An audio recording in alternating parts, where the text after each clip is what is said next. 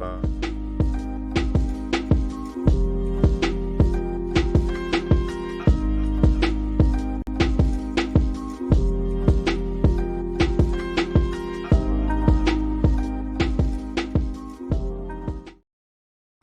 Good morning, everybody. Happy Blue Friday to all who celebrate it. I'm Brian Nemhauser. You can find me on Twitter and Instagram at HawkBlogger. Today is a special Blue Friday. They're all special, but this one's a very special Blue Friday because, as I mentioned, as I teased, we get to have the best beat reporter for the Seahawks by my estimation ever. And really appreciate him coming on the show. Mike Sando. How are you doing, Mike? I'm doing well. I would settle for top five. John Clayton's got to be in there too, but that's before a lot of people's time. John preceded me, but this is great to be here. It really is. I wouldn't miss it. People may or may not know our history, but I still owe you, so I'm happy to be here. Well, people don't always know our background. So we've talked about it before, but let me just recap for folks. I mean, Mike, you worked the beat for the Tacoma News Tribune for, well, hold on one second. We are getting some challenges here. For whatever reason, it is not streaming properly. So let me see. Okay. If I can get this to work properly. I don't know if there's something I can change or not. We may just have to, do it anyway. Let me see if I can make any changes. Do you think it's on my end? Do you think it's on my end? I'm in a hotel room in Kansas City, so I could totally be the weak link in this thing. No, I don't know. This has never happened before, so it's confusing me. It's not working on YouTube, which is a real bummer. It's now working on Facebook, but let's see. I think hopefully it'll start working on YouTube. If it's on Facebook, my mom can listen. Yeah, it'll keep trying, and let me actually do this. I'm gonna remove YouTube. I'm gonna keep it going here. Sorry, folks. This is unprecedented, and I'm trying to figure out if I can just fix the traffic. I'm sure the traffic's unbelievable. Yes, there's a lot of people very interested. All right, so for folks that don't know, you worked at Tacoma News Tribune covering the Seahawks from I think 1998. Is that right? It was your first year, and did that all the way through 2007 when you went over to ESPN. I started following you, I don't know, somewhere in there. And you started the Seahawks Insider blog, which was really kind of the first of its kind. And I loved it because you went into analytics. You went into information that was like beyond the superficial. And we ended up kind of trading notes here and there and have kind of stayed in touch since then. So it's been cool that we had that, and it's even cooler that now you are back here on this show of all things talking Seahawks. So really cool story there. It's great to be here. Yeah, no, and people don't know, Brian helped me. He was better with data than I was early on. And helped me with that really, and that became a big part of my coverage and everything. So happy to be here. So, Mike, you are not home. You're not in Tacoma right now. You are where?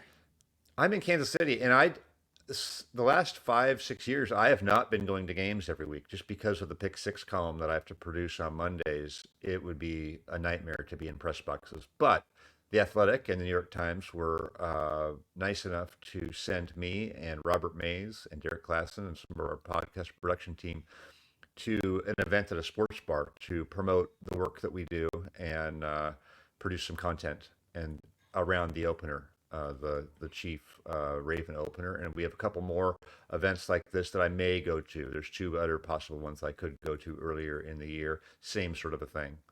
So if you see me in a hotel room then. But for the most part, when we do this every week, I will be in the home office in the Tacoma area and ready to go.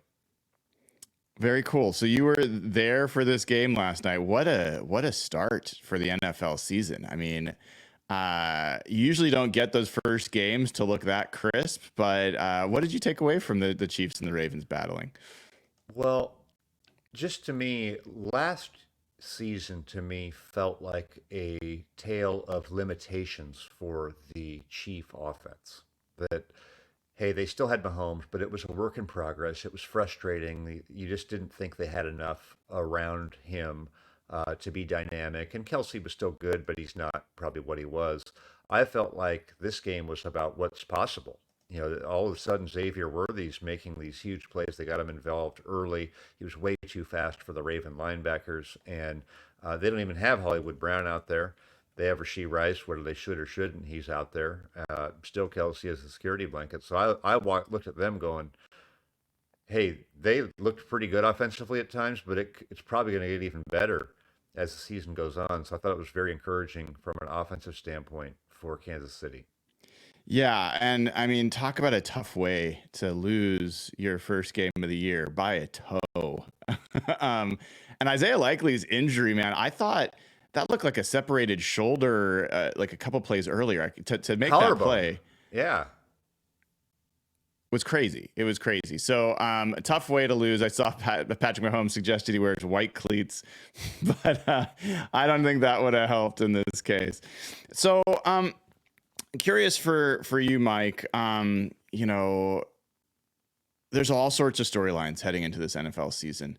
What are the ones that kind of come up top of mind for you? Like, what are the things that are curiosities for you as we head into it? Well, number one curiosity of the week is just Aaron Rodgers. I've heard great things about how he's throwing the ball. They joint practiced 3 teams this year, which is a lot. So there's a lot of people around the league that got to see him in person.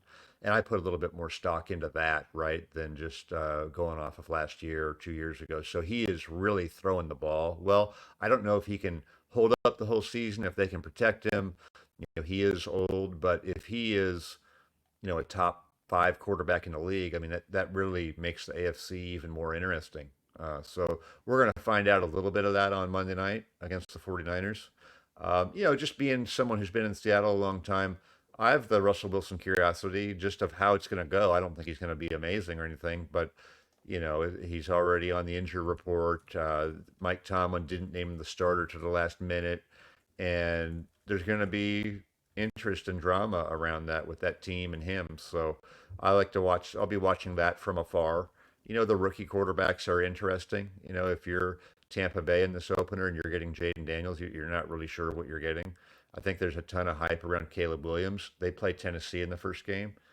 What if they lost that, right? There's so much hope in Chicago. But I think those are some of the storylines, along with the new coaches. I like to see how that goes. You're not going to learn everything in week one, but a team like Seattle, they've got unknowns to the league. Their offensive coordinator, their offensive line coach haven't even coached in the league. Their special teams coach has coached in the league, but it was like 10 years ago. And Mike Macdonald's, new in this type of a role. So I think that's really interesting too. Yeah, I want to talk about that because you just published an article yesterday on The Athletic about what the NFL execs say about all the different teams in the NFC. And so we'll talk about that. Before we do, a couple of notes that I want to share with everybody. First of all, if you have not already gone over to FTN Fantasy and signed up using promo code Hawks, gets you 15% off, less than $8 a month to get all the DVOA data you can imagine. Stats Hub, as someone who is a subscriber and has been a subscriber, I can tell you it is amazing data, amazing insights, and I use it pretty much every day, multiple times a day. So that's ftnfantasy.com, promo code Hawks. Also, excitingly, you mentioned Mike Robert Mays. Robert Mays is another guest that we have on every Monday, and he's on thanks to Pagliacci Pizza. And so as of now, we now have some special deals for Seahawks fans for Pagliacci. If you go to hello.pagliacci.com/hawk-blogger, I put that link in chat as well as the description of the video. There's going to be exclusive deals for fans for Pagliacci Pizza. And I think Mike has probably experienced Pagliacci at some point in his life. So when I moved to Kirkland to cover the Seahawks back when their facility was there, that would have been in '98, and then I met my wife in '99, and we lived there. We lived in Kirkland 3-4 years. Pagliacci. The G is not loud. The G is silent. I struggle with it, Silent. but that's the reality. That's the great thing about being a writer is I don't have to pronounce them when I type them. But when you come on here, Yes, you yes. have to do it. But yes, let's just say we had our share, and I am the type of pizza eater that like you divide up the pizza before you start because otherwise the other people aren't going to get any. I love pizza, so it gets a little ugly for me because I can just go through a whole pizza quickly. But you're making Yes, me hungry, okay? You're making me yes. hungry. And I love their pizza. I miss it, because I live south now. I don't think they're down in, They aren't down there it'd quite be yet. it'd be an expensive, DoorDash to get it It to go the would. 40 miles to my house, but it's so good that it might be worth it. Well, you heard it there. Definitely agree with Mike. I fortunately have one just up the road, so I get to take advantage more often. And the last thing that I wanted to just give everyone a heads up on is tomorrow morning. Jeff Simmons and I are going to be doing a live event, speaking of being hungry, at Jimmy's on First. So we'll be doing our episode tomorrow, 9 a.m., Jimmy's on First. Come down, hang out, have some breakfast, and talk Hawks with us then. So, Mike, as I mentioned, you published this article where you talk to these different execs. It looks like Mhm. five different Mhm. execs from different walks of life. You can kind of tell us about, different aspects of type of work that they do. Yeah. And they ranked the NFC teams. So talk to us about the methodology. Talk to us about how this Yeah. process works. So yeah, before the season, I like to just take a snapshot of expectation. I don't think that anyone's going to nail it, right? But I like to just know, okay, this is what people think. It's kind of like when I do quarterback tiers. This is a snapshot of what people in the league think. So I'll call, I'll try to get, people at the GM level, the player personnel level, people that watch a lot of the film and have a global view of the league, and I'll have them rank each team in each conference 1 to 16. And really, if you rank it, the difference between the 12th team and the 15th team, I mean, if you look at the standings, there's like a bunch of teams that are 6 and 10. Really what it does is it almost creates a tier or, buckets of teams. And so there's a little bit of a wait and see approach with Seattle. I think people are generally optimistic about how this is going to go, but when there's so many unproven people, in it. You just sort of got to see it. Yeah, I mean, the Seahawks in this ranking of, the 16 teams come in pretty much in the middle. They come in Yeah, ninth, right? yeah, And their highest rank was seventh, if I'm reading this correctly, and their correct. lowest was ninth. So it wasn't like Yeah, some of these other teams, there was some pretty wide disparities, but the Seahawks, everyone was just kind of like, yeah, they're kind of a middling team until we see more. That seems to be the take. yeah, yeah, and I think some of that overlaps with the idea that we've probably pushed back on a little bit. I mean, Geno Smith was an exact tier three quarterback in the poll of 50 coaches and executives, which means really tier three is kind of win with, not because of, right? But I thought one of the great points in quarterback tiers was, wait a minute, they were a bottom five defense and had a winning record. Was it because of their amazing run game and offensive line? Like Geno had to have something to do with this. So I think internally the Seahawks, a lot of teams feel better than how the league perceives them, but I think they feel like they have a quarterback who's better than that and probably have a team that's better than that. And the whole reason, I think one of the reasons they wanted to make some of these changes was to put some of their younger guys in better positions with some of the scheme stuff. So we're going to find out. Yeah, yeah. I mean, uh, interesting about Seahawks for sure, and that's where there's always going to be interest. But also for me, interesting that the Rams show up at fourth, and there was one exec that had them a little bit lower, and it sounded like this was the same person that was the only one that thought they were going to be pretty decent last year. Yeah. Share a little bit more about that. Yeah. So, I think they surprised last year. They were much better. They were better defensively. They weren't great, but they were better than anyone thought they would be. And you looked at their salaries they were paying. I did a thing in my pick six column last year that I think Aaron Donald was the only guy making more than 2.5 million a year on their whole defense. But the point of the executive who ranked them the lowest this time was like they lost a Hall of Fame player. You think that's not going to be a big component of that defense? And then, by the way, Raheem Morris left too. So some of this, is a carryover a little bit from how teams finished last year. And the Rams were impressive. They almost beat the Lions in the playoffs. So, and everybody respects McVay. Everybody respects Stafford. I think that's where that comes from. They have a super proven Super Bowl coach and a guy who has won a Super Bowl quarterback and a pretty good, successful organization. they probably get a little bit more of the benefit of the doubt. Yeah, that's one of the things that kind of strikes me, Mike, because as I look at the Rams, I mean, I love their offseason. Obviously, you lose Aaron McDonald, that's not great, but I liked essentially that, Darius Williams. Who knows if Tre'Davious White can be back to close to who he had been, but they are obviously high end cornerbacks if that works out, which was an issue for the Rams last year. I liked the Cam Kitchens, the Cam Curl edition at safety. I liked, Jared. I love Jared Verse. I'm not a big Braden Fisk guy, but I thought that was, to get both of those guys from Florida State. And then you've got Kobe Turner and Byron Young coming from last year, and you had Ernest Jones in the middle. But now the Ernest Jones thing was weird to me that he gets moved. And you've got these injuries already cropping up at cornerback. And when I looked back at the Rams, I think my perception was so low on the Rams going into last season that when they ended up making the playoffs, I was like, wow, this is a really up and coming team. But when I go back and look at their victories last year, like the last half of the season, they started off 3-6 and they should have lost to the Seahawks. I mean, Jason Myers misses a field goal, like every reason they should have lost that game. They should have been 3-7, but they won that. They beat the Cardinals. They beat the Browns, who, are not that great.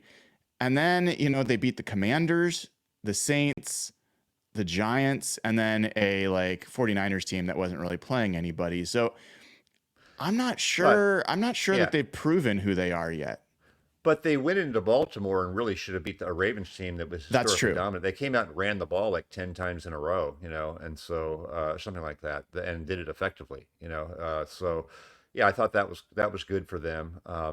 You're right. The way they cut or moved the linebacker was weird, and McVay got weird about it on the conference call. Did you see that? He got a little kind of chippy about he did. It. It was just there wasn't and I haven't I haven't talked to anybody there about that, so I could probably get a clear picture of it, but it just didn't seem that there's more to this than we know that would make it make sense.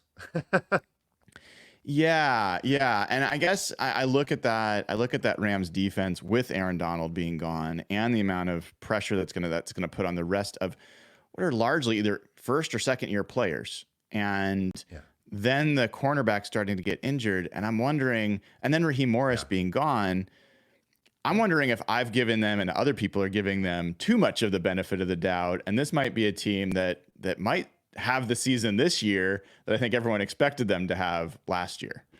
One of the interesting things about them is that Sean McVay is more involved in the defense than people probably realize from afar. And I think that's going to be a potential storyline this year. We'll just see. But because, they lost Raheem Morris, who's been there, done that, been around the league a long time. Chris Shula is their new D coordinator. But I think McVay is kind of rejuvenated in an interesting way, from being kind of, remember it was always, is he going to leave for TV? He seemed to be kind of burned out. I think he's reborn a little bit, and I think he's involved. So it'll be interesting for me to see how that defense does, and if it does fall off. Speaking of defense, I posted a piece last night that I would love to get your perspective on because you will have information that others won't. I had asked Mike Macdonald during a press conference a week or two ago about the influence of Jim Johnson on his coaching philosophy and his scheme. And Jim Johnson, for people that didn't know or don't know, spent 1 year in Seattle as a linebackers coach, but was given the chance by Greg McMacken, the defensive coordinator at the time under Dennis Erickson, to implement this super hyper aggressive zone blitz kind of scheme that was somewhat innovative and new at that time. And that defense wound up setting an NFL record for most defensive touchdowns scored in a season with 10. They had 8 interceptions returned for touchdown, which was second in NFL history still to this day. And then Jim Johnson went on to be a pretty historic defensive coordinator in Philadelphia under Andy Reid. So all of that eventually led to John Harbaugh, who was worked under Jim Johnson for 1 year as a defensive backs coach, who then became the Baltimore head coach, and then eventually Mike Macdonald studied these guys, and now he's back in Seattle, bringing a variation of that scheme back with him. So this was your first year on the beat, right? Yeah, 1998. I was a seasoned 28-year-old at the time. I had covered. I'd been in the business 7, 8 years, but I was just learning it on the NFL side. So talk to us a little bit about Yeah. what you remember of that team, Yeah. what you remember of that defense. So it was very talented. I believe they brought in Mark Collins that year too, didn't they? The old Giants safety. I think so. I think so. So here's what happened. So Dennis Erickson, by that point, was going into his fourth and what would be final season, and Greg McMackin was his D coordinator. Those guys were under a lot of pressure because they knew that the ownership change had happened to Paul Allen, or was happening, and those guys didn't have contracts, if I remember right. And so that when they brought in Jim Johnson, and I think a couple other guys like Pete Rodriguez maybe came in, was a good Hmm. special teams coach. Those guys got multi-year deals, I believe. Okay, I actually saw your story, which was accurate, and then I went back and read some of the. I knew what I was thinking, which I'm going to get to in a minute, and I went back and read some of the details. That's all important because you're right. They did turn it over to Jim Johnson, and they had all this great success. But then what happened was, like part way through the season, like maybe second half of the season, McMackin took it back basically. Like it was getting to Ah, be there was kind of this internal politics thing, and like those guys who had been with Dennis were getting kind of sensitive to their own potential demise coming, I believe. Um, and so they pulled it back, and the defense wasn't nearly as good late in the year. And I remember going to Denver in the final game of the year. I believe was it Denver? And like Terrell yes, it Davis was. rushed for like it was just hard to watch. Terrell Davis rushed for like 200 yards or something. He was awesome at that time. But it was that's what had sort of happened. And so then in really this is one of the most fateful moments in for the Seahawks was they get Mike Holmgren, and Mike wasn't going to keep Jim Johnson because he had Fritz Shermer. And Fritz Shermer was a great defensive coordinator with the Rams in the '80s, and then with Holmgren in the '90s. I mean, they had those great defenses in Green Bay. And Fritz Shermer comes, and I remember we met him. We were excited to cover him, and then and Jim Johnson then leaves, and then Fritz Shermer is diagnosed with cancer, like dies before the season, dies like right before the season. So that set into motion really a decade of Mike Holmgren trying to find a defensive coordinator to give him what Fritz Shermer did. When Mike was hired, he said, "Hey, my extent of the involvement of the defense was Fritz. Can you stop him?" That was it. Like Mike was so into the calling of the plays on offense, he wasn't involved in the defense. And so they bounced. They got Steve Sidwell kind of came in. They had Ray Rhodes, who then had some medical issues. They had all these guys, and they never really got it. They never really recovered. So a lot of people internally with the Seahawks were like, if they just could have, obviously you didn't know what was going to happen with Fritz Shermer, but if they could have kept Jim Johnson, that could have been their legacy. Imagine Jim Johnson with Mike Holmgren. I know. I mean, are you kidding me? They might Yeah. have won 2 Super Bowls, Yeah. but they never could get the defense right. Yeah. And and that's a huge fateful thing that never gets talked about, unless you really knew the inside story of that team. I had not heard the internal tug of war happening within that coaching staff. It's not surprising, knowing how people's egos work, knowing Sure. how public that all was, and knowing how much Greg McMackin's defense had really struggled in the first few years with Yeah. in Seattle. That losing Jim Johnson could have cost Chad Brown the Hall of Fame. I'll say that. Chad Interesting. Brown was a Say great more. special player who never was used right. Rarely was in that window. But Yes. Chad Brown was the huge free agent signing of Paul Allen, where Randy Mueller and Mickey Loomis, sat down and they pushed across the table. I don't think it was a real check, but a check for like 8 million or 6 million. They It were was going a to get big deal. Chad Brown from the great Steeler defenses, and Chad Brown was a really great player. Uh, and then they flourished the first half of that year. It was amazing, and then then I remember when they the rest of Chad's career, it was like, no, no, we have our defensive system, and you're going to cover the tight end, that type of stuff. Like Chad Brown really was special, and if Chad Brown could have been used right, like if he had Jim Johnson as coordinator for his whole career, different defense, different franchise trajectory for Seattle, in my opinion. I don't I don't think people realize how good he was. And I think Yeah, that's just to echo your point. His ability to blitz, his ability to be all over the field. He was maybe the best open field tackler I've ever had the pleasure of watching. And the LOB had obviously some really amazing defenders in that right as well, but he just could break down so well against opposing players, and he was also good in coverage. I mean, he just was a huge playmaker. And I remember that was actually my second year living in Seattle and going to all the games, and I was like, man, I've never seen a defense this fun to watch. They were just yeah, so yeah. aggressive and so productive, and there was times where they were scoring more points than the offense. Totally. I remember that first game of the season. They went into Philadelphia and won like 38-0, and just all over the place. It was a talented group. So Mike Macdonald now comes back with a lot of the kind of underpinnings of that Jim Johnson hyper aggressive blitz from anywhere, or really not blitz from anywhere, rush from anywhere, but only send four. That's the difference with Mike Macdonald, is he is one of the least blitz happy defensive coordinators, and still manages to get high sack rates, manages to get high turnover rates, but manages to limit explosive plays.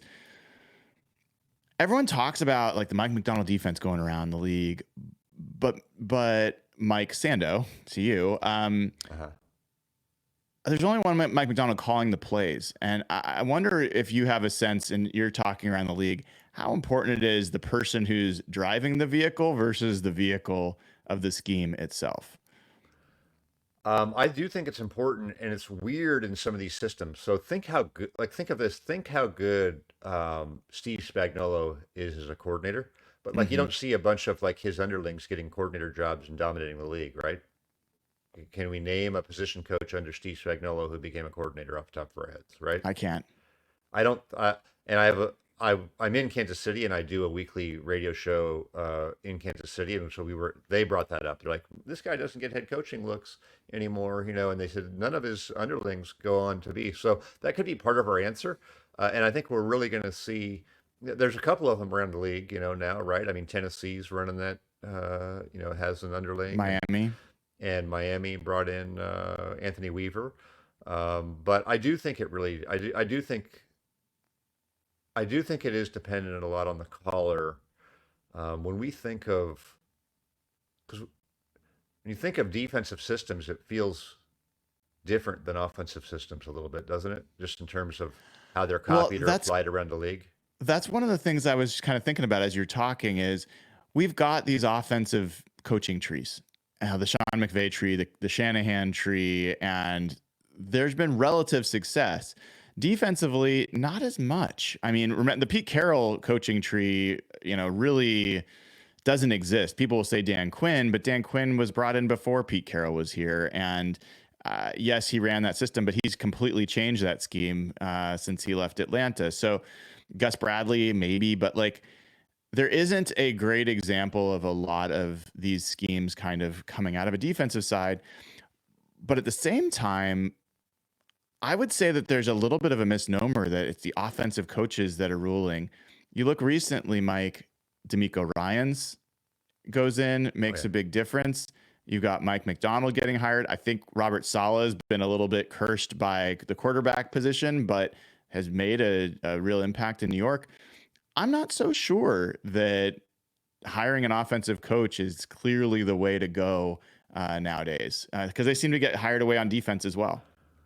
There's a great debate on this. So to me, it's what's the value that you're getting from the head coach? So I have a little presentation I've shown around the league, and basically the premise of it was I took all of the quarterbacks that have been with a team for 10 years for the last 25 years. So there's like 17 of them.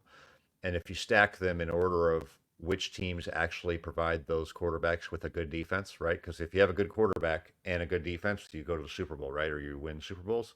If you have a good quarterback and don't have a good defense, you're Aaron Rodgers. You might win one Super Bowl your whole career, or Drew Brees, right? Big difference.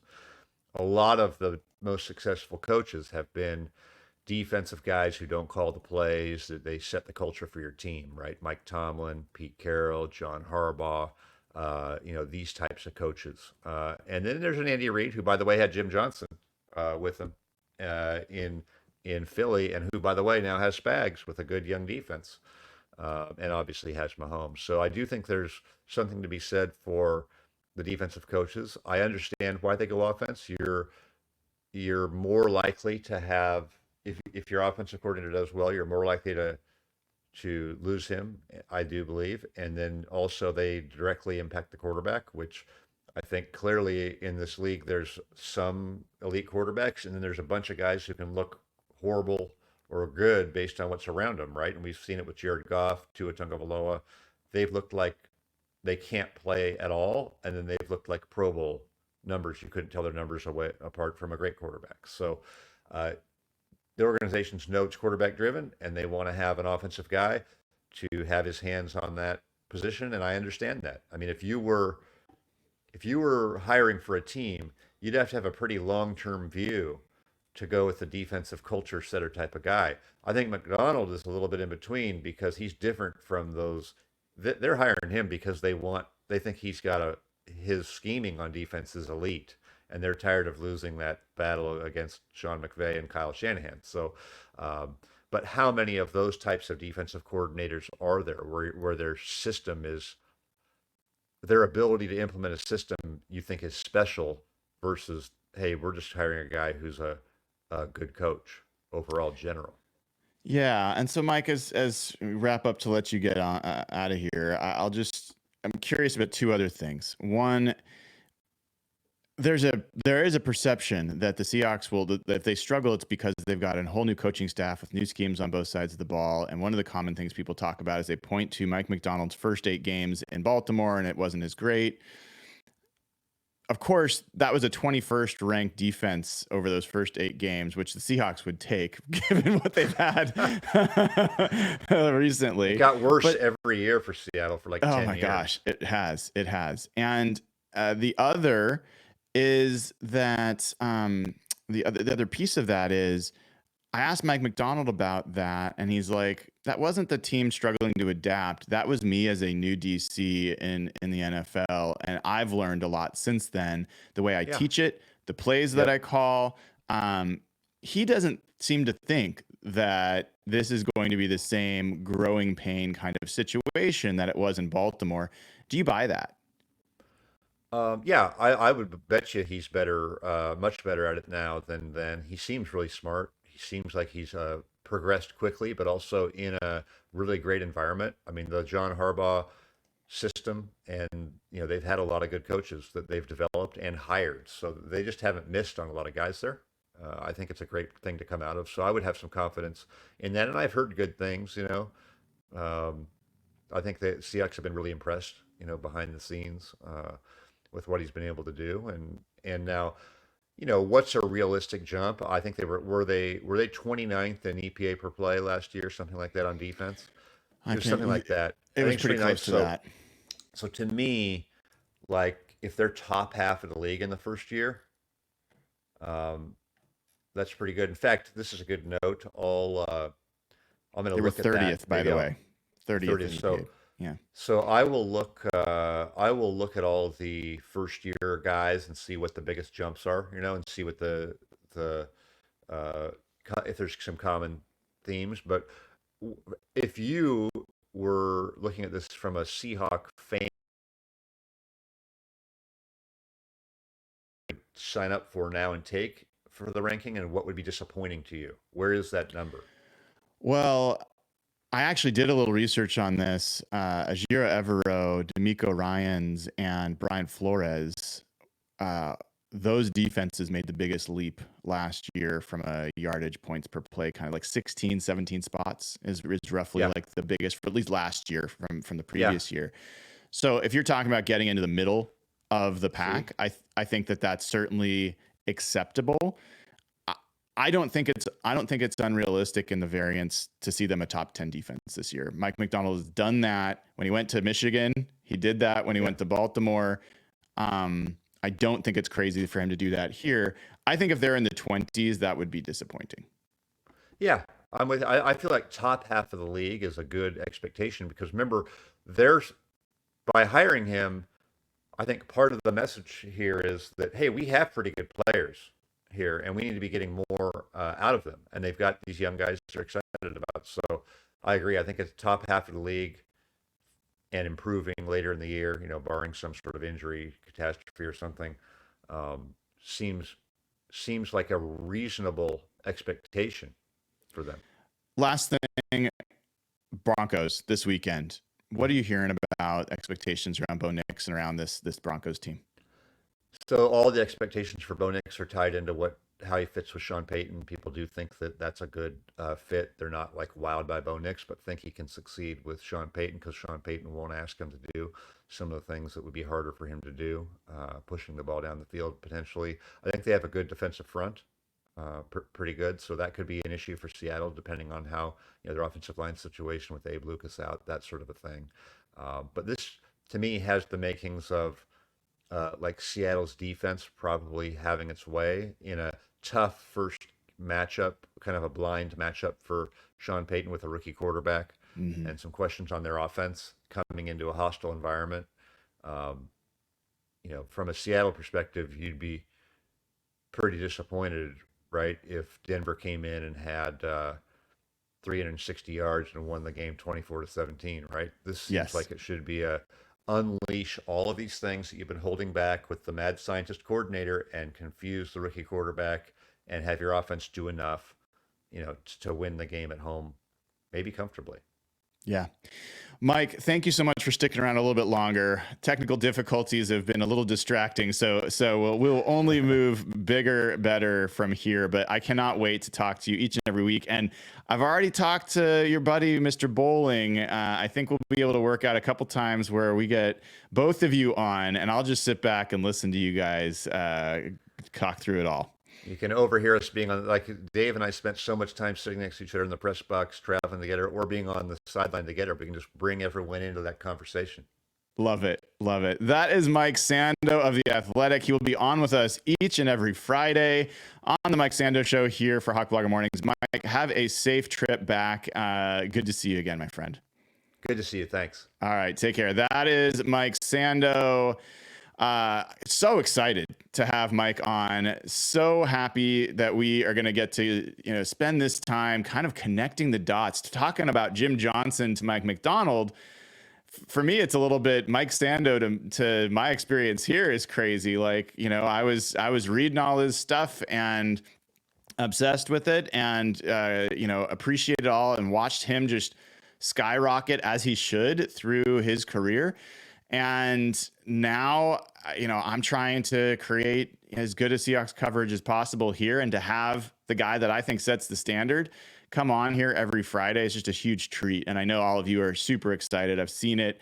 I've especially seen it today when there's thousands of people trying to get on the stream and the stream is not working for the first time ever. This is day 166 in a row. And this is the first time that for whatever reason, the system isn't wanting to work. I can't control it. It is what it is. I will upload the full video for people. You're probably watching this on delay as opposed to live, but don't worry, you will be able to see the whole video. You'll see me likely distracted through half the interview because I kept trying to restart things the whole time. So, it is what it is. You got a one-man show. You got to do it all yourself. And sometimes the help is not there. So really cool to hear from Mike. I was fascinated by his NFC article that he wrote and that he talked to these execs.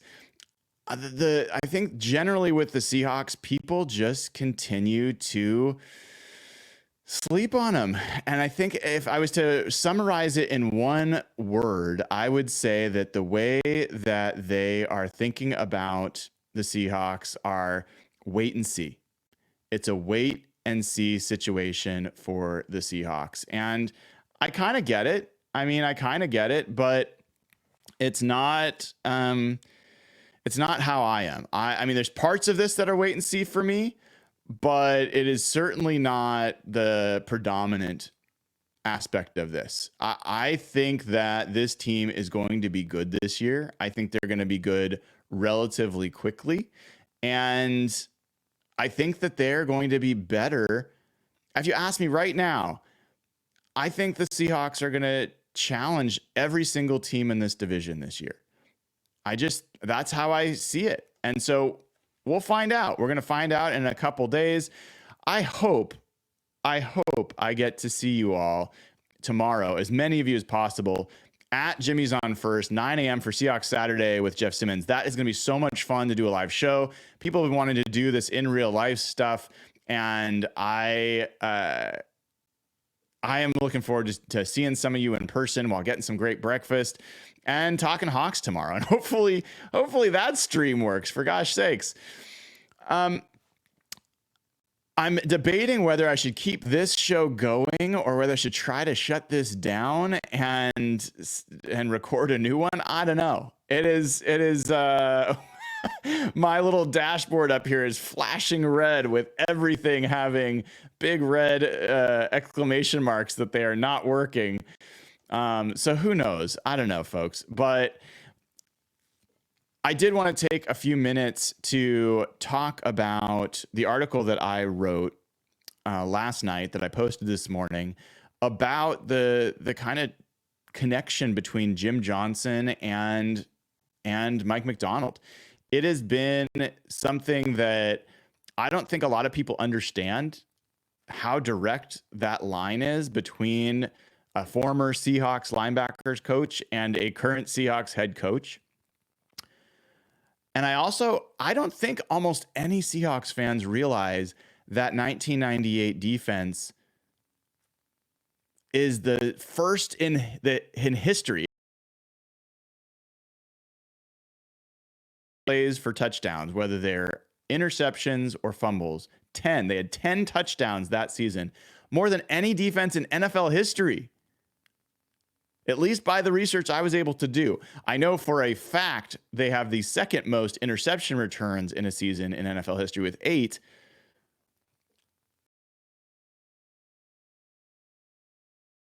Five Bears. That's more than the Ray Lewis Ravens. That's more than. You pick your favorite defenses. They didn't do what that 98 Seahawks defense did in terms of scoring touchdowns. That's what it was like. It was crazy to watch that defense. I've tried to express this to people, but I'm an old, so I was there for it. A lot of people are just young enough. Even Jeff Simmons, who's a little closer, he wasn't old enough to watch the Seahawks back then, so he doesn't know that defense. But that defense was so fun, and it was a one-year wonder. And hearing from Mike Sando today, there's so many mics. This is going to be very confusing.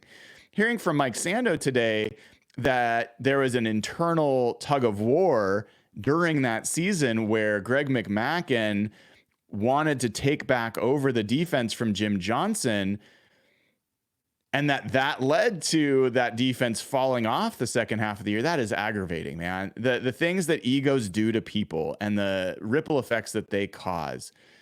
So aggravating. But Jim,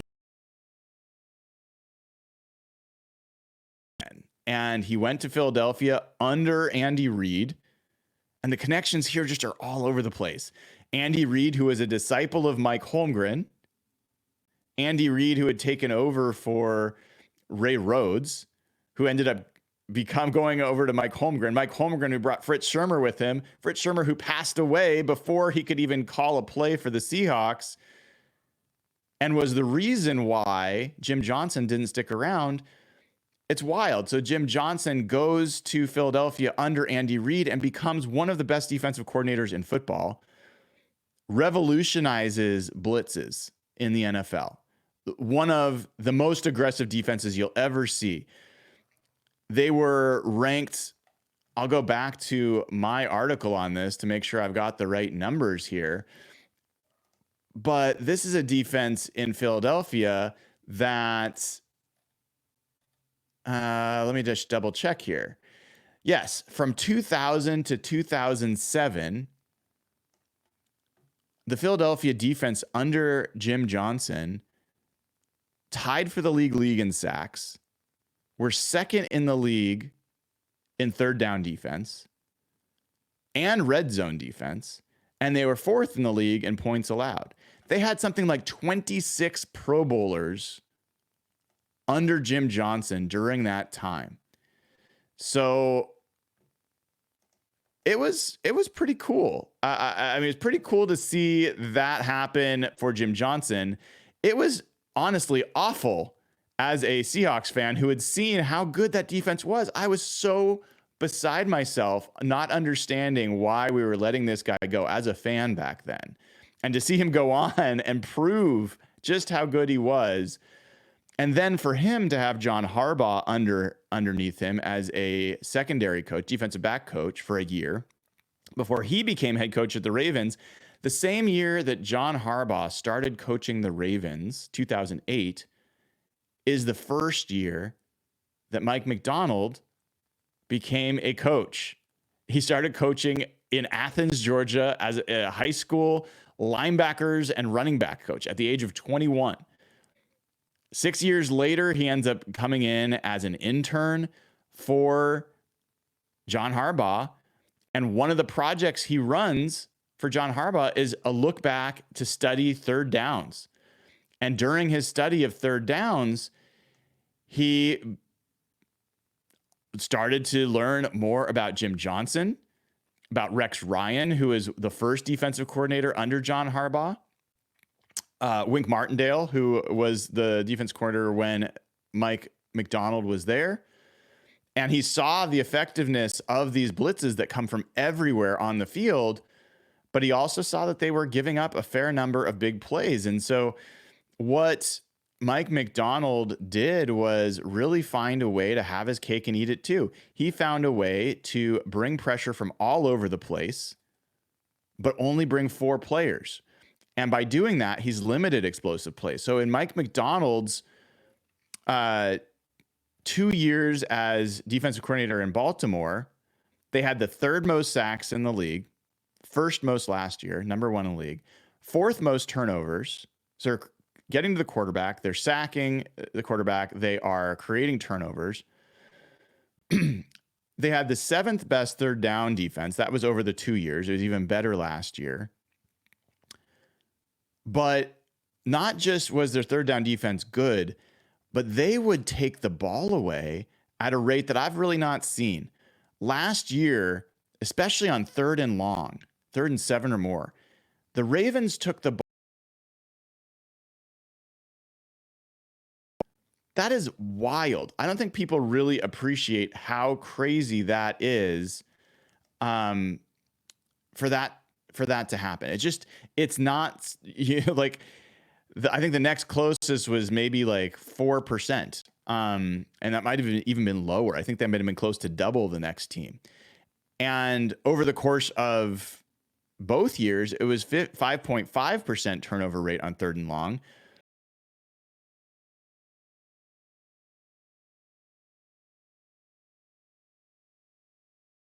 Still, like, he has found a way to confuse people on that down, get to the quarterback, create.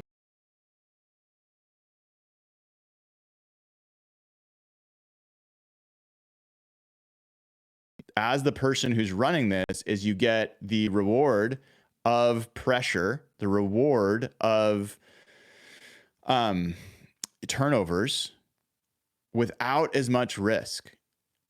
So that is part of what you get here and part of what makes Mike Macdonald one of one, not the Mike Macdonald scheme, one of one. While we're here, I want to remind everybody, if you haven't already, head on over to ftnfantasy.com, subscribe to get access to Stats Hub and DVOA data, which, by the way, I used for my Jim Johnson and Mike Macdonald article. I got data from that I wouldn't be able to get other places. You can get 15% off if you use promo code HAWKS. You definitely will want to do that. You want to get the Fantasy Plus subscription or greater, because that is what will get you Stats Hub and DVOA. So you want to make sure that you take advantage of that.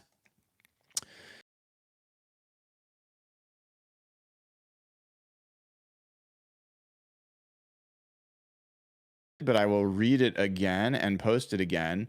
It is hello. Let me make sure I find it myself. I had it up here a second ago. It is hello.iacci.com/hawk/blogger. So head over there. You get exclusive deals on Pagliacci pizza for people that follow this show who are Seahawks fans. You can share it with friends and family. That's encouraged. And I highly recommend doing that.